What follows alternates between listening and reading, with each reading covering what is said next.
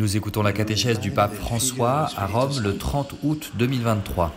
Elle est précédée de la lecture d'un extrait de la première épître de saint Paul aux Thessaloniciens, chapitre 5, versets 15 à 18.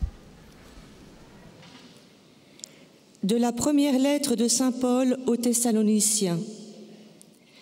Veillez à ce que personne ne rende le mal pour le mal, mais poursuivez toujours le bien, soit entre vous, soit envers tous. Restez toujours joyeux, priez sans cesse. En toutes conditions, soyez dans l'action de grâce. C'est la volonté de Dieu sur vous, dans le Christ Jésus. Parole du Seigneur.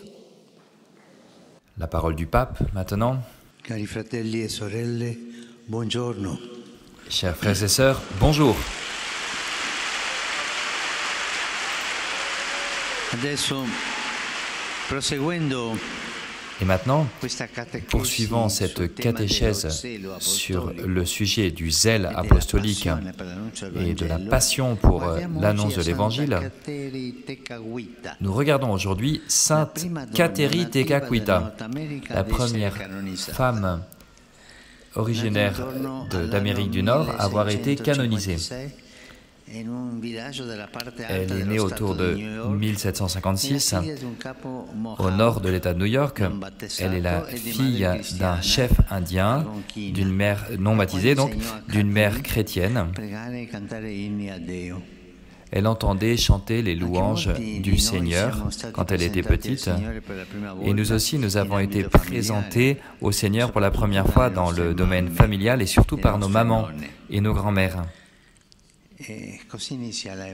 Et voilà comment commence l'évangélisation. Ne l'oublions pas, la foi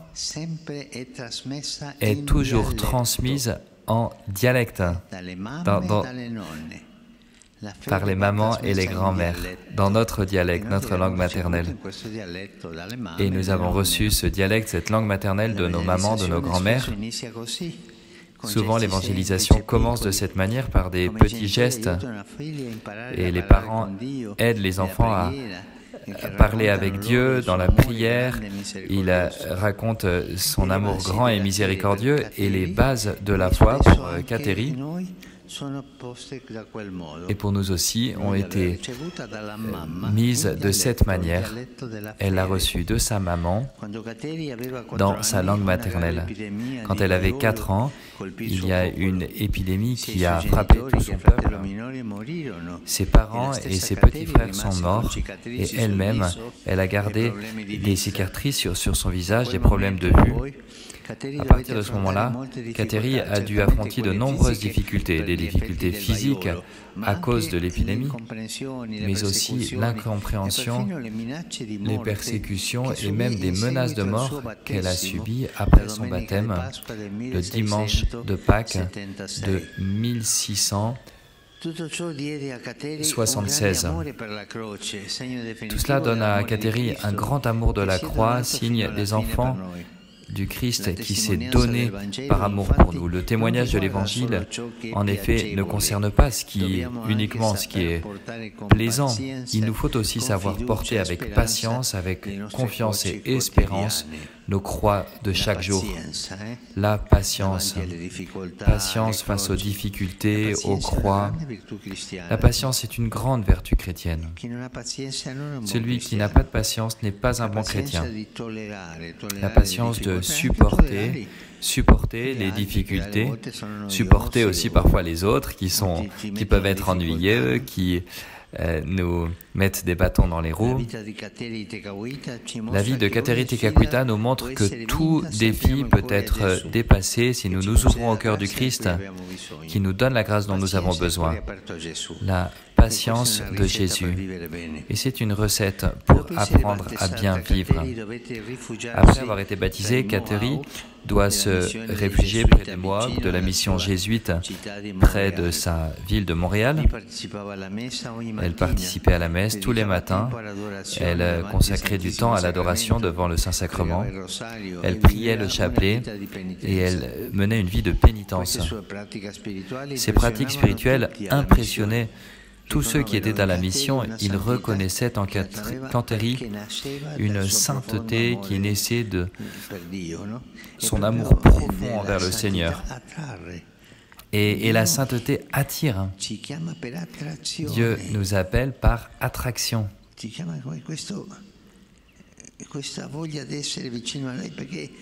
C'est ce désir que les gens avaient de s'approcher d'elle parce que Dieu attire.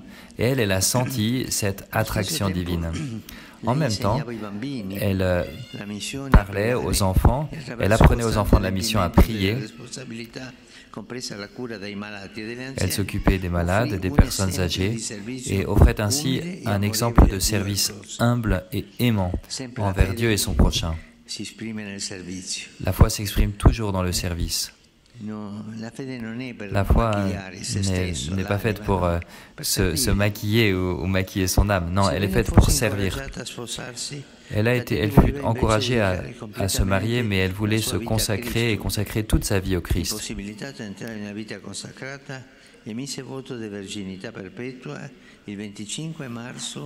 Elle fait les vœux de chasteté en 1679 et son choix révèle un autre domaine de son zèle apostolique qu'elle avait, la consécration totale au Seigneur.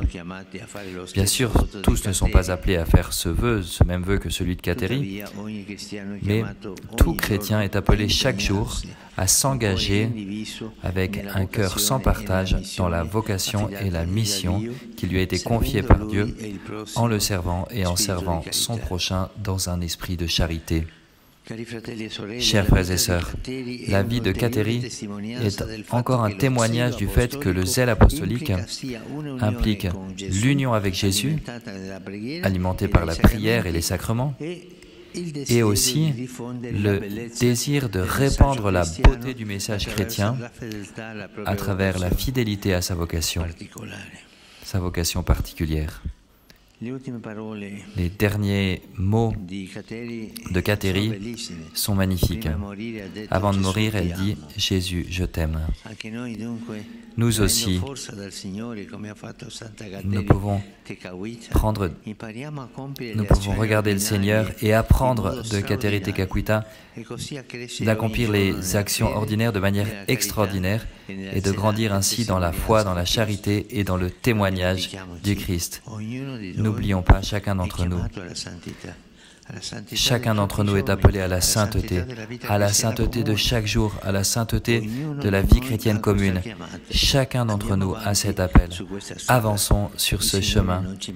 Le Seigneur ne nous abandonnera pas. Merci.